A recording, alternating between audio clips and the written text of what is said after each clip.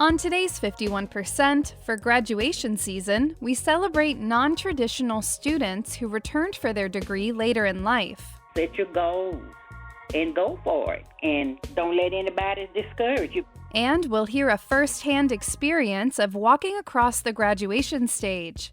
Mine. I'm Jackie Orchard, and this is 51%.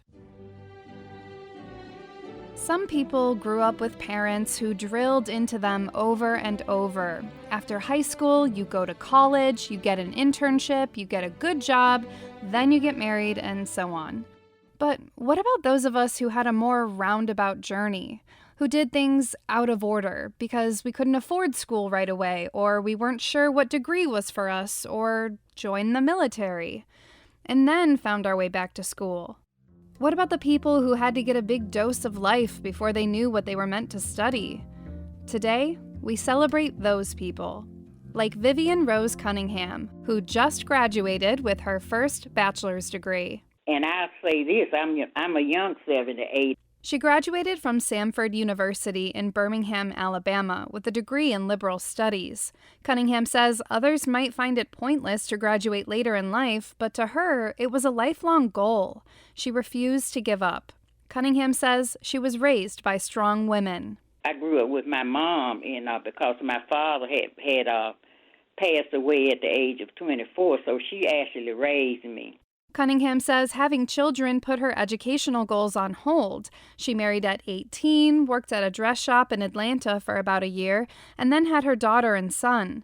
She moved back to Birmingham and worked as a night custodian to support her children. After, getting pregnant with my daughter, then I couldn't work or do anything. I couldn't even go to school at that time.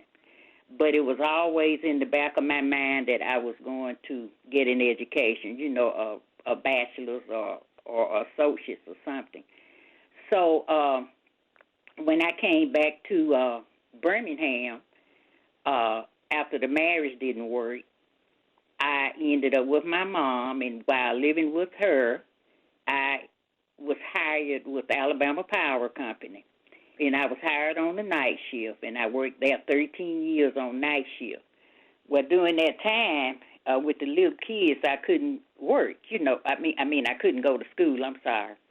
And so when I found out about the reimbursement program at Alabama Power, I started looking into the school situation then, but it was 13 years after because I couldn't work. I couldn't go to school because I had to sleep during the day. Cunningham worked her way up to the mailroom, which meant no more night shift, and she heard about the company's tuition reimbursement program. The stars were aligning, and her mind drifted back to dreams of higher education. She started with community college, doing a few semesters at Birmingham Southern. Each time I had to drop out for something, either do it for the job, doing overtime and working overtime and whatever. So something would come in between and stop me from going to school. So once all of that was over with, I would start again. Cunningham then earned her associate's degree in paralegal studies from Virginia College. And from there, I wanted more. I was not satisfied with just the associate's degree. So I decided I wanted to get a bachelor's. So she enrolled at Samford University. I picked up a brochure or pamphlet or something that they had out that showed that they had professional studies evening programs. And so I looked into that, and with the credits from Birmingham Southern and through UAB, I was able to be enrolled at Samford University. Cunningham says she understands that student loans can seem intimidating, but she says it's worth it. If you have that dream and you really want to get your education or finish school or whatever, you just put forth that effort, and whatever it costs or however you can be funded, just go for it. Cunningham says growing up in Birmingham, she didn't see many black people attending college, but she says that didn't change her goals. Well, I didn't see a lot of blacks at that time, but But I knew what I wanted to do. I didn't care about what someone else wanted to do. I knew what I wanted to do and what I had in my mind and heart to do. Cunningham says she hopes women everywhere don't talk themselves out of their dreams of getting a degree. Set your goals and go for it. And don't let anybody discourage you, because, there are people who will discourage you and ask you, well, why you want it and why are you doing it at this age? But don't let that discourage you. Just go on and do what you want to do. If you want that education, set your goals to get started to get that degree. Cunningham's 2 children are inspired by her walk across the stage as well. They were proud of me, and they said that I encouraged them. Now, like my son, probably he's thinking about doing something, and he's 59. And also, I have other members in my family that has been out, and they're younger than me.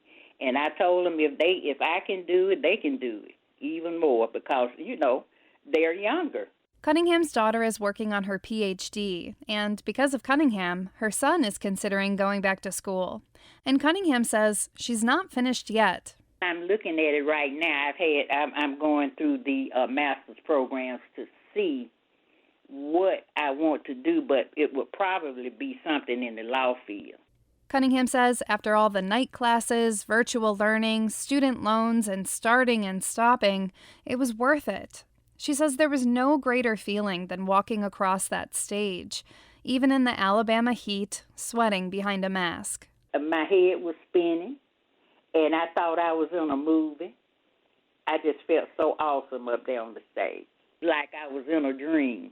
Even though Cunningham is proud of her journey, she says to all the young women who have started college, don't stop.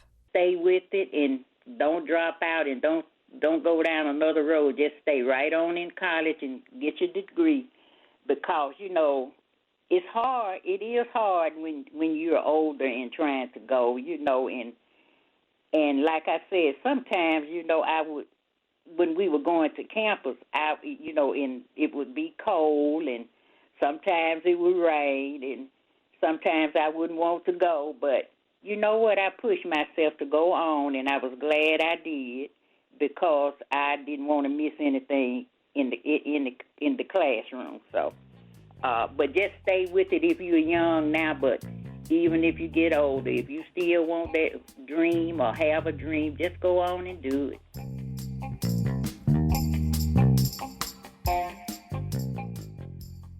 There's a name for people like Cunningham in the higher education biz: non-trads, non-traditional students, according to Darlene Poyer, the Transfer Experiences Coordinator at the State University of New York, Albany. We work with all undergraduate students to connect them with faculty. We know that the more students are connected with faculty outside of the classroom, the better they do academically.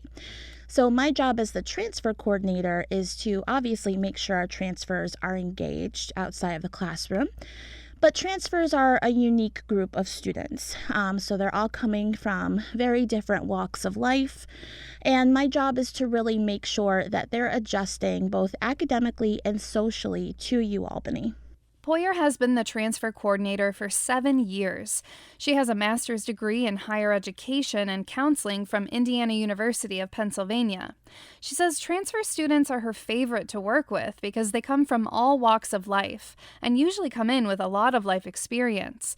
And she says about 40% of UAlbany transfer students come in with an associate's degree. They're working full-time. They are raising families. They're earning their degree to further themselves in the career, or they're making a whole career change and they're going back to school for a new degree. I tell Poyer that was actually me. I earned a bachelor's degree from John Carroll University in Cleveland as an ROTC cadet. I graduated, commissioned, and served on active duty as a signal officer for 5 years.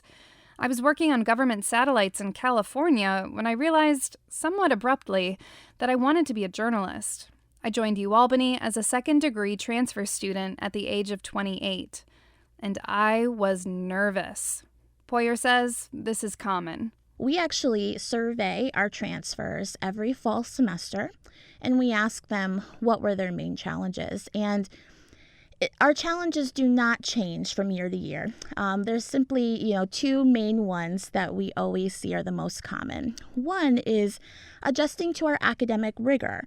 So, like I said, a lot of our students are coming from community colleges or maybe smaller four-year institutions. So coming to UAlbany seems very large, even though we are technically a mid-sized university. UAlbany can seem extremely large, especially in those large lecture centers, where they were used to being a student in a class of 30. Now they're a student in a class of 300.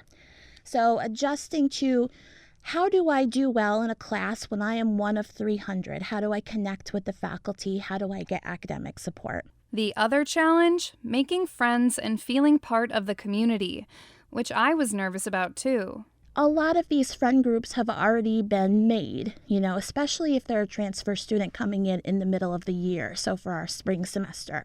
Which I was. I came to UAlbany just after the winter break. Poyer says she focuses on helping non-trads find their smaller community within the larger community. I am only one person, so I rely very heavily on my transfer leaders. We call them transfer transition leaders, or TTLs. These students mentor and act as a resource for new students, reaching out to transfers before they even start classes. When a transfer student deposits, makes that down payment at UAlbany saying, yes, I'm definitely coming, we get a list and we start reaching out to them via email and on our social media sites to help them build those connections and get questions answered before they even start classes. So the hope is that when they're starting classes, they already know a couple people they can go to. This is how I started writing for the school newspaper before classes even started. And those students, my fellow editors and photographers, were my first friends on campus. And to my surprise, they never made me feel old, actually. They valued my life experience and asked me lots of questions. Poyer says it's not just a campus of young people. I always hear, I feel like I'm in a room full of 18-year-olds and I have no one to connect with. And what they don't know is that there are hundreds of non-traditional students, or how I think nationally how it's described as students who are 24 years of age or older, going back to school or starting school. Here at UAlbany, though, we feel that if you have had a non-traditional pathway to your education, maybe you had a child at a young age, or maybe you're taking care of a sick relative or working full-time trying to get yourself through college, you can come and join our non-traditional programs. But our non-trads feel very alone in that there's not a lot of them out there. However, the non-traditional student population is the most highest and fastest growing population every year in American colleges and universities. So there's more and more every year. And what we do at UAlbany is we try to get them together. Poyer says the school hosts events for non-trads to meet, where they can come together and talk to each other about what it's like to take care of kids while trying to get schoolwork done after you've worked, 10 hours each day. What does that life and work balance feel like? What can the university do better to help support this population of students? And in fact, we do have a transfer advisory group on campus. It is a group of faculty, staff, and students who meet every semester to talk about what is the state of our transfer students, and that includes our non-traditional student population. What is UAlbany doing to support these students? What are we not doing, and how can we do it better? Poyer says if you're thinking about going back to school, but you're worried you won't fit in, remember that everyone has that fear, no matter their age. Myself, I'm going to be 40 soon, and I am looking into starting a new educational journey. It's never too late. You just have to put yourself out there and reach out to the resources that are there for you.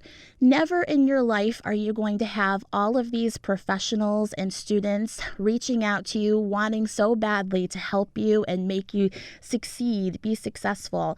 So take advantage of it while you're in college. You do have the ability to succeed. You just have to ask for help when you need it. Poyer says older, non-traditional students have proven to be some of the hardest workers. Our students who fall in that non-traditional age range, they're more likely to do better in the classroom, and I think that it's because, for one, they have a little bit more life experience. They're more serious about their studies. They know what it takes to, succeed in a 3-credit class, that you actually have to read your assignments. You can't just not do that homework, even though homework isn't necessarily required in college. It's still necessary if you want to do well. But Poyer says non-traditional students are less likely to be engaged in campus activities outside of the classroom. I know that it's so hard when you're, again, working, taking care of kids, to fit something else into that schedule. But we know that if students are involved outside of the classroom, that is where they're gaining skills that they might not get inside the classroom.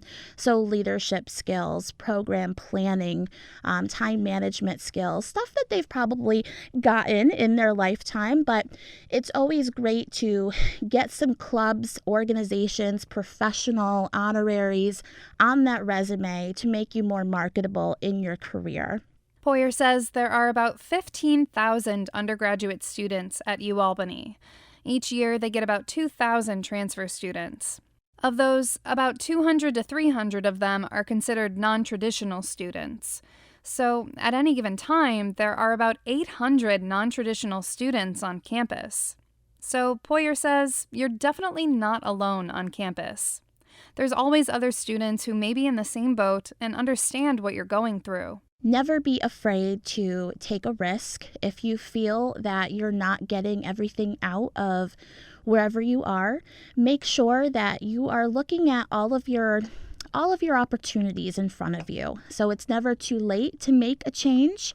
It's never too late to take a risk, but just making sure that you are looking at the whole picture. So when you are in your school, wherever school you're at, you're looking at all of the services that they offer and that you're taking advantage of every single support service you can. You're paying for it after all. So utilize those people. Don't be afraid to ask for help. And it's never too late to say yes to something. So be brave, and I wish everybody the best.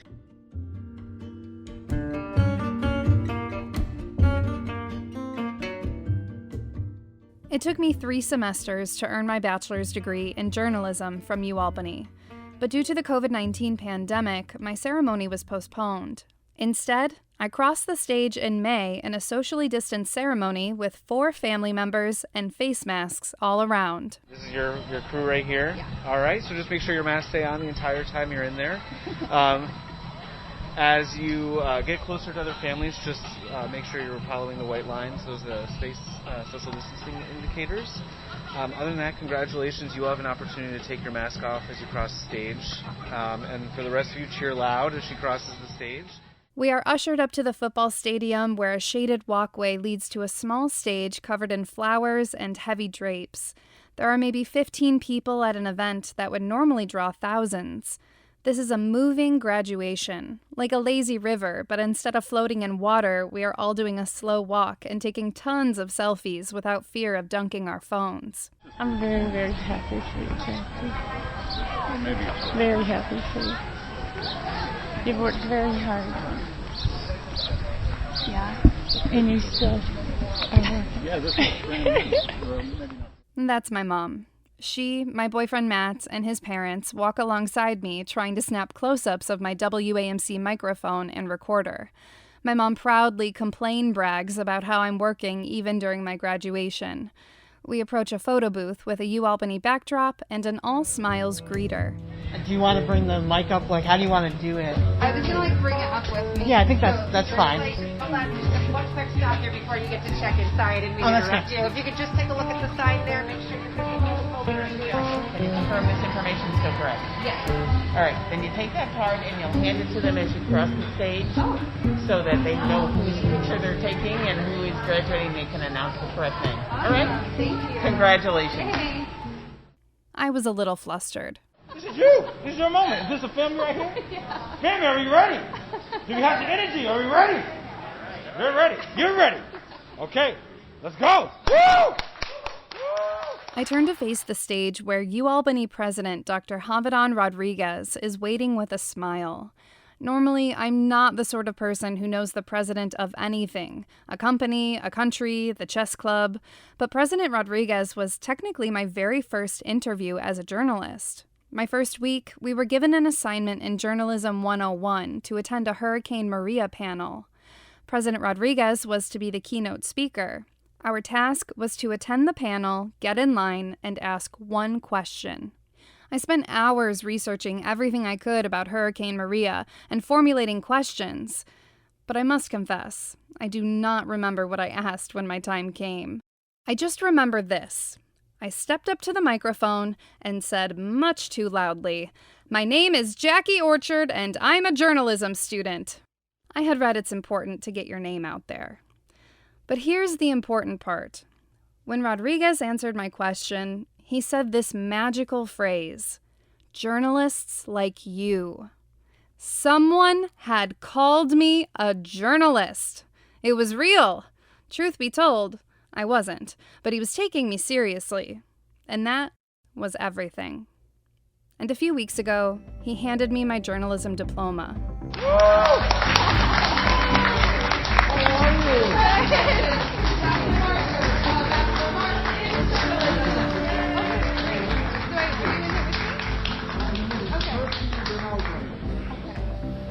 What do I do now? Now you stand and we look at those folks there. Okay. Carol? That's my mom.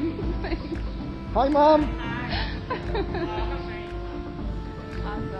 And I'll see you in a few minutes. Okay, yes. All right. Thank you. After I walked off stage and took way too many photos of me slow motion switching my tassels to the other side, President Rodriguez caught up with me for an interview. All right, ready? All right. Hi, President Rodriguez. How are you? Good. How are I you? was thinking we could sneak over here. Sure. But I have to admit, his graduation attire was much grander than mine. You're all dressed up. I know. I don't have any fancy velvet. Next time we'll coordinate our outfits. Yeah. I ask him if he remembers me at the Hurricane Maria panel, the moment that was so formative for me. And to my surprise, he does. I do remember. We were at the downtown campus, right, where we were having the symposium about the impact of Hurricane Maria in Puerto Rico, right? And so the question, as I referred to it, right, was that not only do we have to focus on the immediate impacts of the event, but also, you know, after the event is over and all the fanfare is over, that there's still needs, there's still impacts, socioeconomic impacts, impacts of the infrastructure. And so that was my call to you as a journalist, right, to really think about, you know, following up on these very, very important stories, because, you know, the disaster happens and then the media moves to another location and they forget about the needs and the impacts that people are living with, sometimes for years and decades. Rodriguez says this ceremony was adapted for COVID because even though the world changed, students still deserve their moment in the sun. We wanted to, first of all, ensure that everybody felt safe and, you know, and kept everybody healthy. So as you can see, we're still wearing masks during the events. And we also wanted to provide the students an opportunity to come in these pods, right, small pods with their family members, and make it really an intimate moment for their students and their families. You get an experience to walk out down memory lane and see a whole variety of things that you probably experience here at the university, but then, you know, get your family right there in front of the stage. When do you see that? At a commencement ceremony. They can take tons of pictures, so we try to make it very personable, very engaging. The staff are just there to help you and assist you and make you feel welcome and celebratory. Rodriguez says for students like me, commencement is important because it marks the end of a chapter. This is a major achievement, a major milestone in your life, probably, you know, one of the most important things that's going to happen throughout your lifetime. But I think during the COVID, right, and the pandemic, it even makes it even more important. You know, people went through isolation, staying at home, people got sick. Unfortunately, many people died. There were social and economic consequences and impacts. So now we see this ray of light, right? Vaccines available, relaxation of public health measures, and then there's a moment to celebrate. To celebrate that success is incredibly important, not only for you as a graduate, your family members, but the university at Albany as well. Rodriguez has a message for anyone who might be considering going back to school. it's never too late. We have graduates from all types of ages, from 19 to 70 plus here at the University at Albany. So it's about, continuing to generate knowledge, continuing to get immersed in sort of whatever field you decide to choose. But it's always a good opportunity for professional growth and educational development here at the university. So you're always welcome to come back, get a master's, get a PhD, right? We're here to serve our communities, and it's always a good time to do so.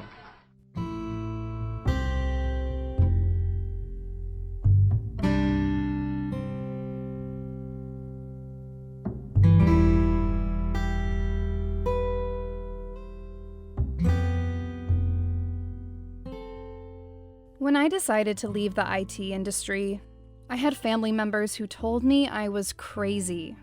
Great benefits and salary, growing field, indoors were all words thrown around as an argument against me becoming a journalist. Journalism is a dying industry, they said. You're a fool.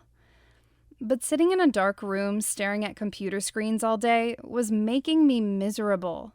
I wanted to be out in the world, meeting people, writing, and telling stories. The people in my life at the time didn't care about that. It wasn't until I was enrolled at a university surrounded by journalism professors who truly believed in me that I stopped feeling terrified at what I had done. In a time when no one believed in me, this school did. So, from one non-trad to another, take my word for it. It's never too late, and you can do it. I was every single girl, I was nobody else, I was so sure of myself. I was 15 and a half. He was a hollow laugh. Thanks for joining us for this week's 51%. Thanks to our story editor, Ian Pickus. Thanks to Tina Rennick and Liz Hill for production assistance. Our executive producer is Dr. Alan Shartok. Our theme music is Lolita by Albany-based artist Girl Blue.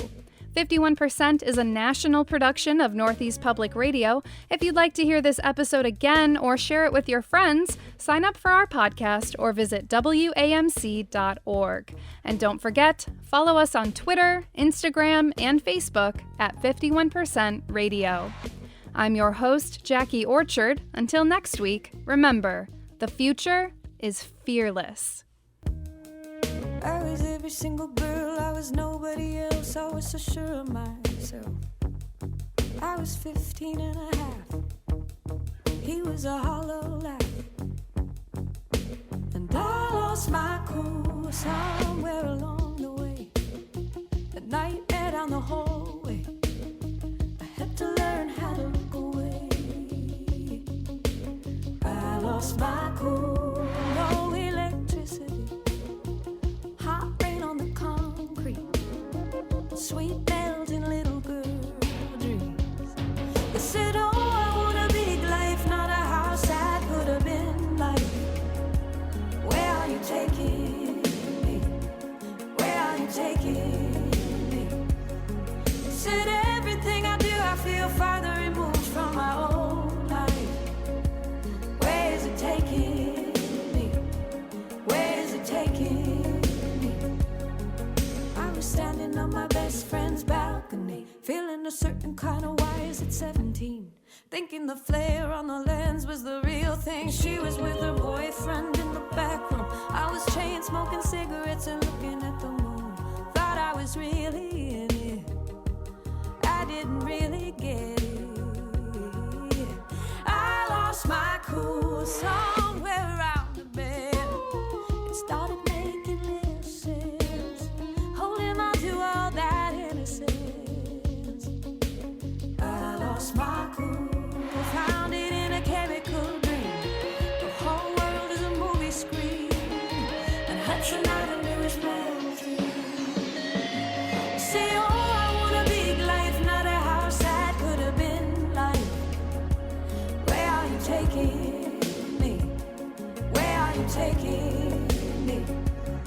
Said everything I do, I feel farther removed from my old life. Where is it taking me? Where is it taking me?